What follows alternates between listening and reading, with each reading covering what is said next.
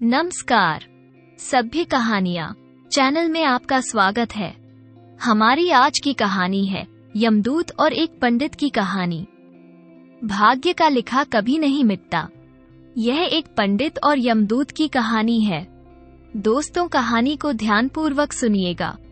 बहुत ही अच्छी कहानी है। दोस्तों, एक समय की बात है। किसी गांव में एक बहुत ही ज्ञानी पंडित रहता था। एक दिन वो अपने बचपन के मित्र से मिलने के लिए दूसरे गांव जा रहा था। वो मित्र बचपन से ही गूंगा व एक पैर से अपाहिज था। मित्र का गांव काफी दूर था। रास्ते में और भी कई छोटे छोटे गांव पड़ते थे। पंडित अपने धुन में चला ही जा रहा था कि रास्ते में उसे एक और आदमी मिल गया। वो भी पंडित के साथ साथ चलने लगा। पंडित ने सोचा, चलो अच्छा ही हुआ, साथ साथ चलने से सफर जल्दी कट जाएगा। चलते चलते पंडित ने उस आदमी से उसका नाम पूछा तो उस आदमी ने अपना नाम महाकाल बताया। पंडित को ये नाम थोड़ा अजीब सा लगा, पर पंडित ने नाम के विषय में कुछ और पूछना उचित नहीं समझा। दोनों धीरे धीरे साथ में चल ही रहे थे।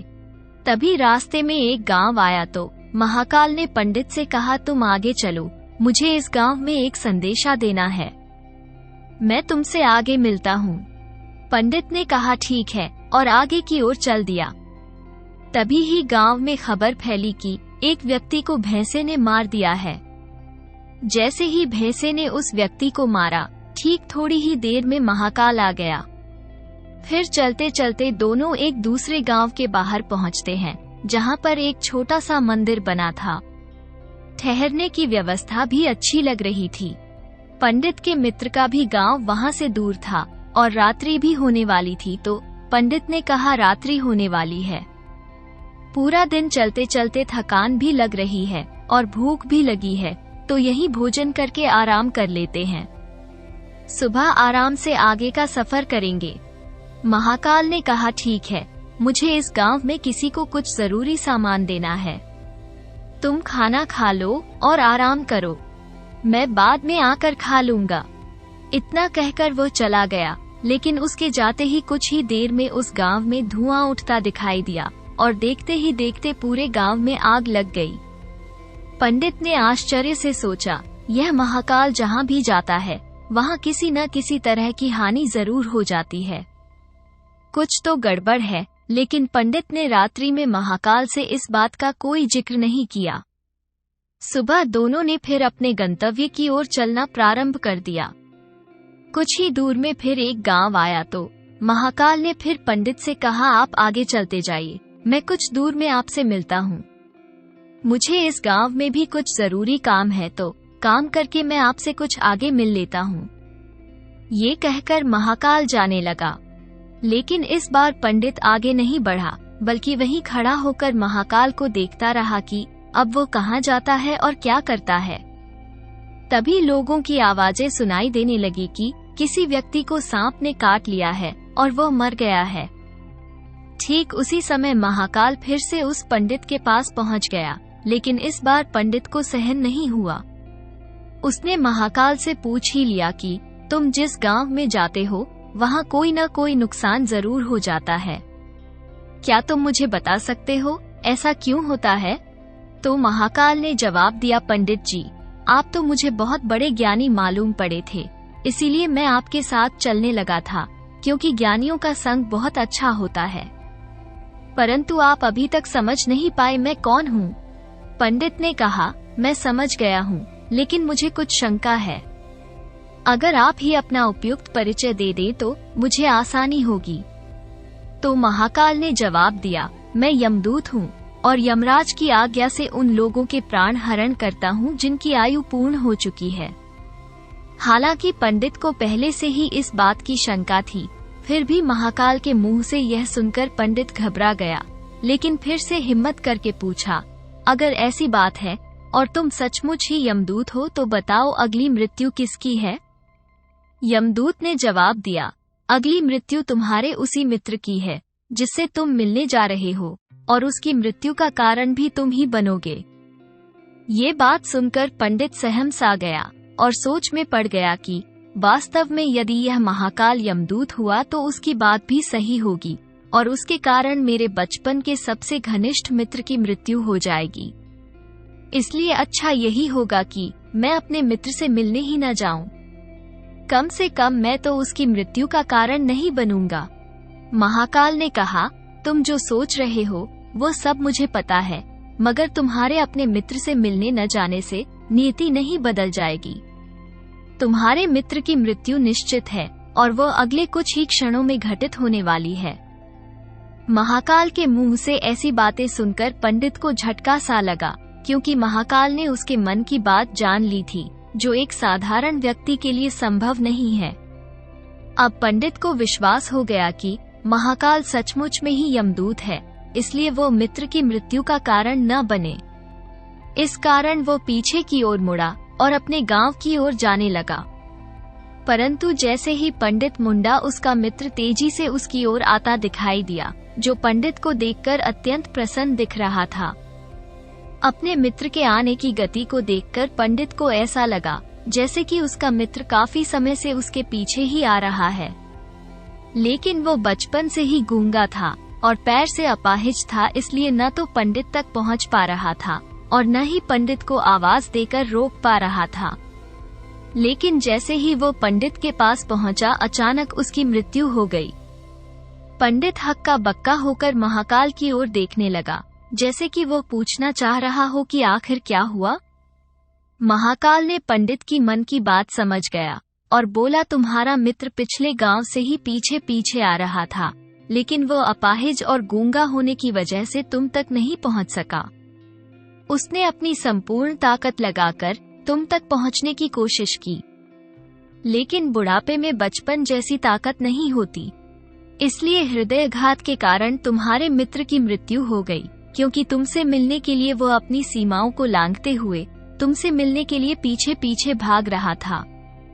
इसलिए अपने मित्र की मृत्यु का कारण तुम ही बने। अब पंडित को विश्वास हो चुका था कि सचमुच में महाकाल एक यमदूत है और उसका कार्य जीवों के प्राण हरने हैं। पंडित एक ज्ञानी व्यक्ति था, इसलिए ये भी जानता था कि मृत्यु पर किसी का वश नहीं चलता। सभी जीवों को एक न एक दिन तो मरना ही है। यही सोचकर उसने अपने आप को संभाल लिया। लेकिन अचानक पंडित के मन में स्वयं की मृत्यु के बारे में जानने की इच्छा हुई। इसलिए उसने महाकाल से कहा, जब मृत्यु मेरे मित्र की होनी थी तो तुम शुरू से ही मेरे साथ क्यों चल रहे थे? महाकाल ने जवाब दिया, मैं तो सभी के साथ चलता हूँ और हर क्षण चलता रहता हूँ, किंतु लोग पहचान नहीं पाते, क्योंकि लोगों के पास अपनी समस्याओं के अलावा किसी और व्यक्ति, वस्तु या घटना के संदर्भ में सोचने व उसे देखने समझने का समय ही नहीं होता। तो पंडित ने कहा, क्या तुम बता सकते हो मेरी मृत्यु कब और कैसे होगी? तो महाकाल ने कहा, हालांकि किसी सामान्य जीव को ये जानना उपयुक्त नहीं है, क्योंकि कोई भी जीव अपनी मृत्यु के बारे में जानकर दुखी ही होता है। लेकिन तुम ज्ञानी व्यक्ति प्रतीत होते हो और अपने मित्र की मृत्यु को जितनी आसानी से सहन कर लिया है, उसे देखकर लगता है तुम अपनी मृत्यु के बारे में जानकर भी दुखी नहीं होगे। तो तुम्हारी मृत्यु आज से ठीक 6 महीने बाद आज के ही दिन किसी दूसरे राज्य में फांसी लगने से होगी। और सबसे आश्चर्य की बात ये होगी कि तुम स्वयं खुशी से फांसी को स्वीकार कर लोगे।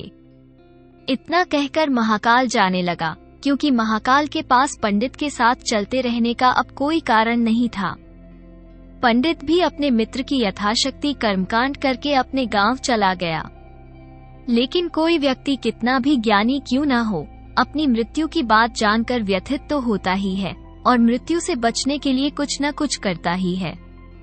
सो पंडित ने भी किया, क्योंकि पंडित विद्वान था, इसलिए उसकी ख्याति उसके राज्य के राजा तक थी। तो पंडित ने सोचा, राजा के पास तो कई ज्ञानी मंत्री होते हैं, तो मेरी मृत्यु से संबंधित समस्या का कोई न कोई हल निकाल ही लेंगे। तो पंडित यह सोचते हुए राजदरबार में पहुंच जाता है और राजा को सारा वृतांत सुनाया। राजा ने अपने मंत्रियों को बात बताई और उनसे सलाह मांगी।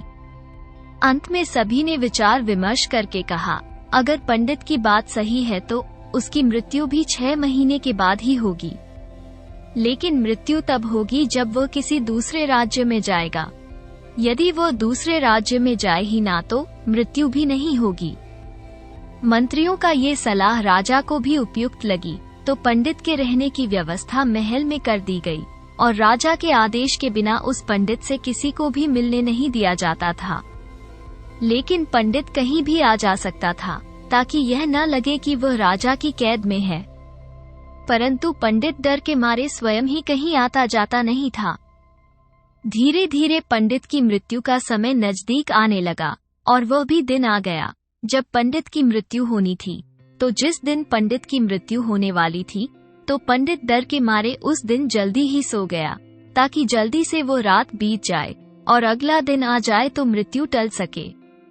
लेकिन पंडित को स्वयं नींद में चलने की बीमारी थी और इस बीमारी के बारे में वो स्वयं भी नहीं जानता था।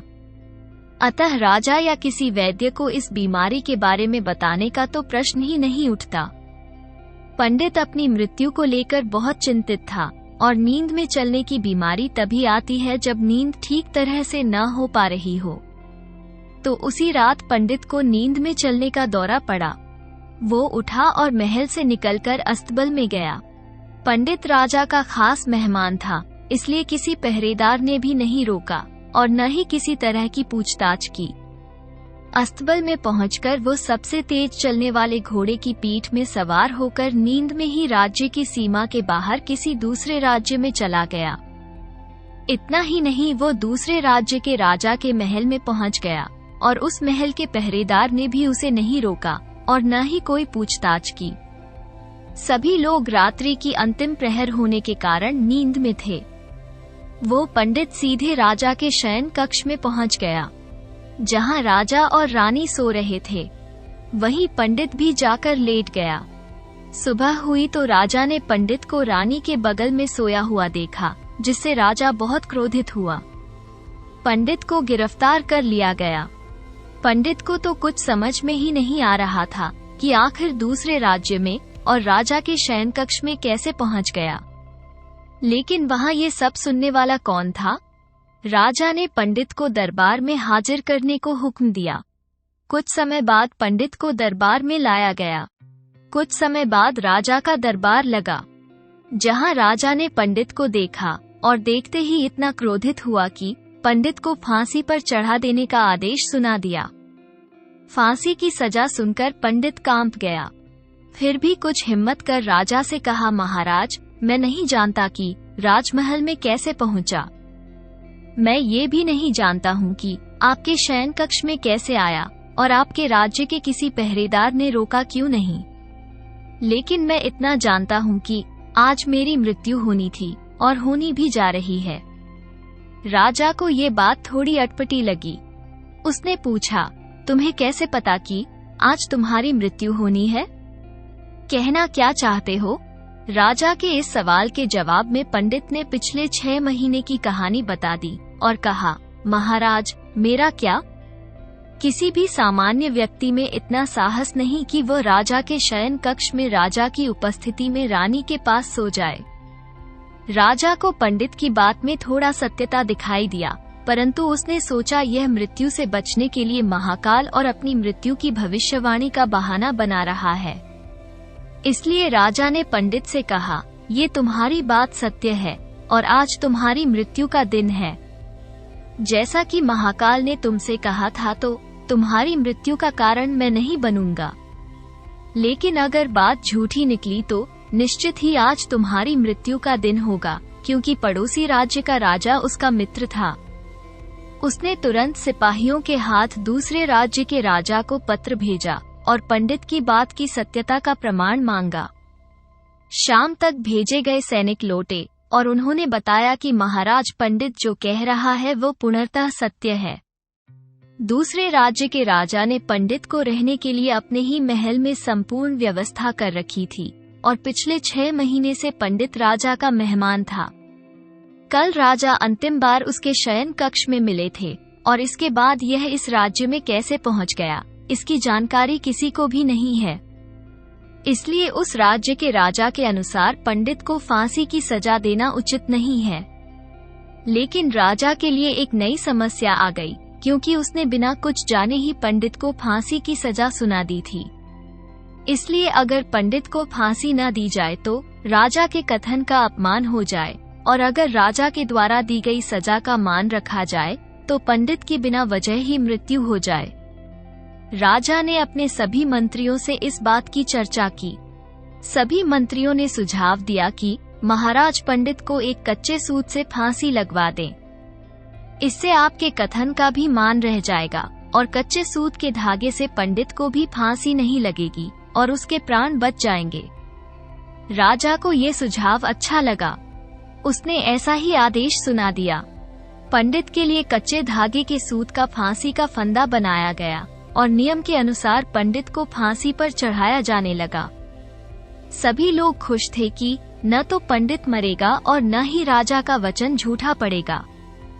पंडित को भी विश्वास था कि सूत के धागे से तो उसकी मृत्यु हो ही नहीं सकती, इसलिए वो भी खुशी खुशी फांसी पर चढ़ने को तैयार था, जैसा कि महाकाल ने उससे कहा था। लेकिन जैसे ही पंडित को फांसी दी गई, सूत का धागा तो टूट गया, लेकिन टूटने से पहले उसने अपना काम कर दिया था। पंडित के गले की नस सूत के धागे से कट चुकी थी और पंडित जमीन पर पड़ा तड़प रहा था। हर धड़कन के साथ उसके गले से खून की फुहार निकल रही थी और देखते ही देखते पंडित का शरीर पूरी तरह से शांत हो गया। सभी लोग आश्चर्यचकित थे। पंडित को मरते देख रहे थे। किसी को विश्वास ही नहीं हो रहा था कि इस कमजोर से धागे से किसी की मृत्यु हो सकती है। लेकिन घटना घट चुकी थी। नियति ने अपना काम कर दिया था। जो होना होता है वो होकर ही रहता है।